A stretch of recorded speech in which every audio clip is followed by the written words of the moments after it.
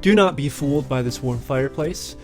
This room is freezing. Somebody came up with a bright idea to try to save money on heating, so I'm persevering. Speaking of persevering, I finished 50 books this year. I'm going to try to do the impossible task of ranking the top 10 books, and my goal is to have you guys read those too. So I'm not just going to say if I liked it or didn't like it. I'm going to try to get you some quotes and some highlights. Starting off at number 10. This is a great recap on Napoleon's life. I am surprised that Andrew Roberts was able to fit as much information as he did. Different subjects and different affairs are arranged in my head, as in a cupboard. When I wish to interrupt one train of thought, I shut the drawer and open another. Do I wish to sleep? I simply close all the drawers, and there I am, asleep.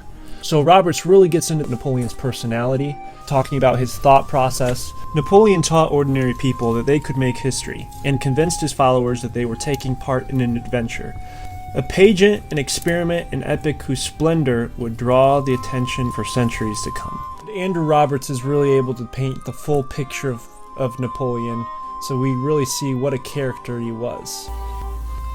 Speaking of crazy characters, number 9, Arsenic and Old Lace. Not a book per se, but more of a script. I like reading scripts. Many of you might have seen the movie with Cary Grant. That's the most famous adaptation of this. And I went into this not knowing the play, not reading it before, never seeing it, and I found it hilarious. There's a bizarre family dynamic. It's like an over-the-top comedy, dark gallows humor.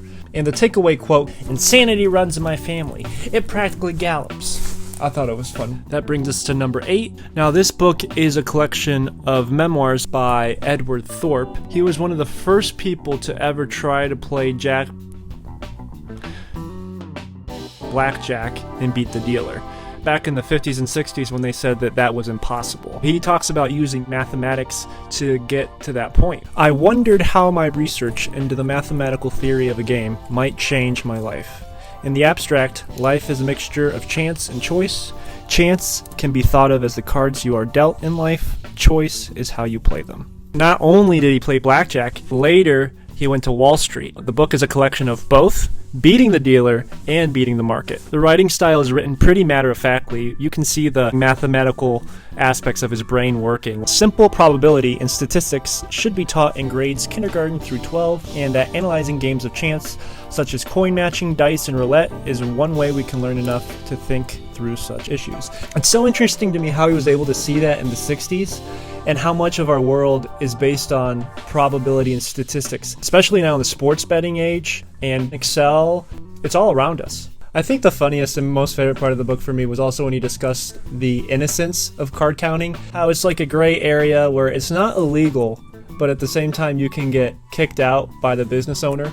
And so he was talking about knowing how to play the dealer. Really interesting to see his innocent perspective. Number 7. The Age of Innocence. So The Age of Innocence won the Pulitzer Prize in 1921, and it's written in the golden age of the New York high-class society, where there's written rules and customs. Everyone gets married, everyone does what they're supposed to do. In reality, they all lived in a kind of hieroglyphic world, where the real thing was never said or done or even thought, but only represented by a set of arbitrary signs. The reason it's a classic is because it was one of the first books that went against that grain of what people are supposed to do. We see the main character caught in a triangle of love. I think the thing I like most about this book is the style with which it's written. You're able to feel the deep emotions of all three characters. Through the main character's actions, you see the pain. I shan't be lonely now. I was lonely. I was afraid. But the emptiness and the darkness are gone. When I turn back into myself now, I'm like a child going at night into a room where there's always a light. We're scared of going into things or ending things because we're scared of the unknown. And that's just as true today as it was 100 years ago. And I want to thank Edith Wharton for killing it with her honesty. This is a true crime novel. Essentially, the start of the story is that the Osage Indians there in Oklahoma got moved to one of the worst parts of the reservation where nothing could grow. But all of a sudden, nothing was growing because there was oil. The world's richest people per capita were becoming the world's most murdered.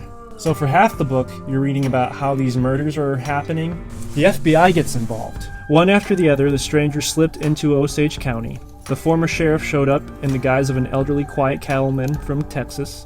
Then the talkative former Texas Ranger appeared, also presenting himself as a ranger. Not long afterward, the one-time insurance salesman opened a business in downtown Fairfax, peddling bona fide policies. Finally, Agent Wren arrived as an Indian medicine man who claimed to be searching for relatives. All these men are FBI detectives, and they're trying to work together as a team to see what's going on, but they can't be seen together, or it could end pretty badly for them.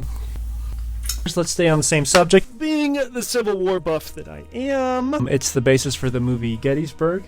Now, The Killer Angels was an original work by Michael Shaara. I had read a long time ago in high school, and I reread it this year, and then his son wrote the prequel Gods and Generals, and then another Civil War book afterwards. In my mind, Michael Shaara writes a lot better than his son, respectfully. There's themes of war and idealism. A man who has been shot at is a new realist. And what do you say to a realist when the war is a war of ideals? If you read biographies, this book takes those biographies from both sides. It's not just a biography, but it's the whole story of the Battle of Gettysburg. You actually put yourself in their shoes, like Longstreet and Lee and Jeb Stuart, and then you have Chamberlain.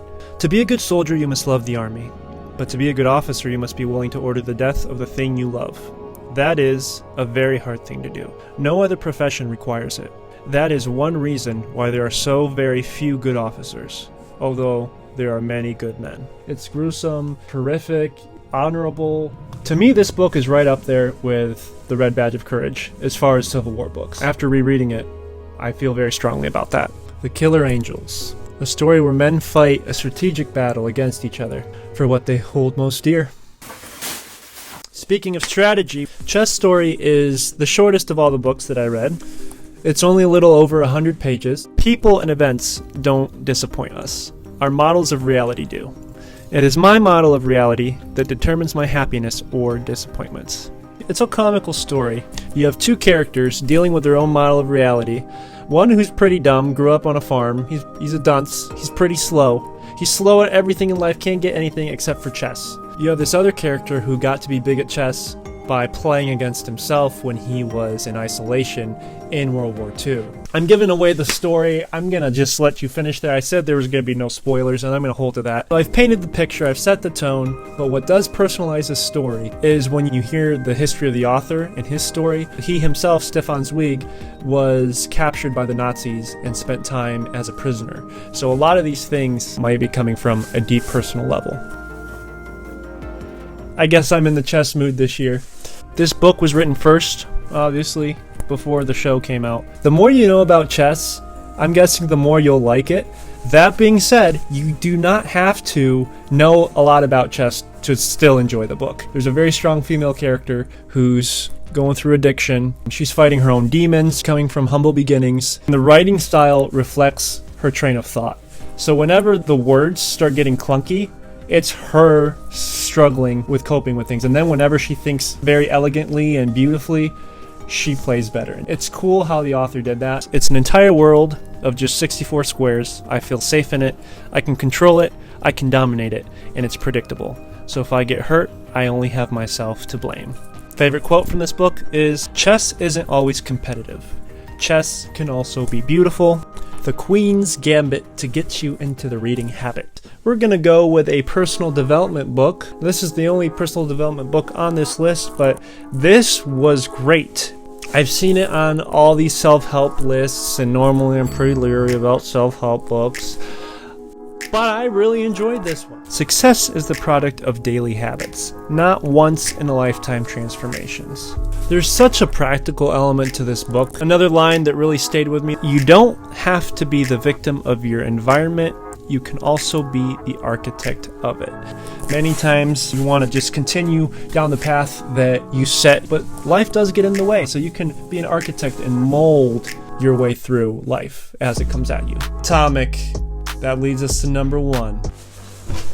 American Prometheus. The story behind Oppenheimer.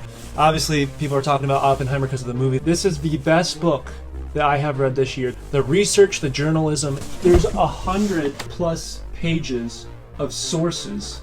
The movie was fantastic, by the way. After I read this book, I was like, there's no way Christopher Nolan is going to be able to actually make a coherent movie because there's just so many moving parts. Well, he did. He did a fantastic job. If you want to dive more into the story of Oppenheimer, from him going from a rebellious teenager, really struggling with coming into his own, to then achieving success, his complex personality, the way he was able to engage with everybody, the personality classes, the scientists, politics behind everything, his beliefs in communism, yet also seeing how that was deterrent in the Cold War, the building of the bomb. There's so many more stories. I'm going to read one of those stories for you. By the age of 12, he was using the family typewriter to correspond with a number of well-known local geologists about the rock formations he had studied in Central Park.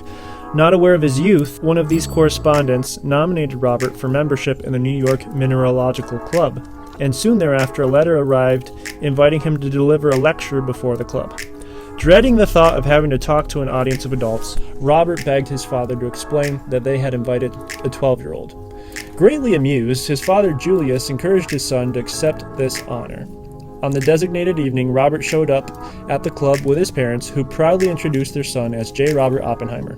The startled audience of geologists and amateur rock collectors burst out laughing when he stepped up to the podium. A wooden box had to be found for him to stand on so that the audience could see more than the shock of his wiry black hair sticking up from above the lectern. Shy and awkward, Robert nevertheless read his prepared remarks and was given a hearty round of applause. I read some biographies and they're very interesting characters. I read other biographies and they're just written beautifully. This is the pinnacle of both of those worlds colliding into one. That awkward moment when you realize that all the books on this list are either movies that have come out this year or they came out before and you just love the movies. I promise I read a lot of variety of different books, not just ones made into movies. Either way, they're still good books. I hope that this list made you want to read. Thank you so much for watching. We'll see you in the next one.